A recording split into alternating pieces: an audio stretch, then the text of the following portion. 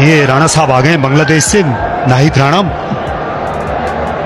अगले मैच से दस्तयाब होंगे बाबर आजम को, लेकिन क्या নাহিদের 3 উইকেট নেওয়া দেখে নাহিদকে নিয়ে একই বললেন ধারাভাষ্যকার। বিস্তারিত জানতে দেখুন পুরো ভিডিও। দর্শক, 4 দিন পর মাঠে নেমেছিল পেশোয়ার জালমি। পিএসএল এর লড়াইয়ে টিকে থাকতে হলে ওই ম্যাচ জিততেই হতো। কঠিন এমন সমীকরণের ম্যাচে ছিলেন না বাংলাদেশের গতি তারকা নাহিদ রানা। তবে ইসলামাবাদ ইউনাইটেডকে হারাতে বেগ পেতে হয়নি। 150 রানের কমের লক্ষ্যে 6 উইকেট হাতে রেখেই পেরিয়েছে বাবর আজমের দল। তবে আজকের ম্যাচে লাহোরের গাদ্দাফি স্টেডিয়ামে 4 বিদেশি নিয়ে নেমেছিল পেশোয়ার। উইকেট বিবেচনায় পেসার নিয়েছিল 4 জন। বিদেশি কোটার কারণে একাদশে ছিল নাহিদ রানা। সুযোগ পেয়েই বাজিমাত নাহিদের, কেননা তুলে নেন 3 উইকেট।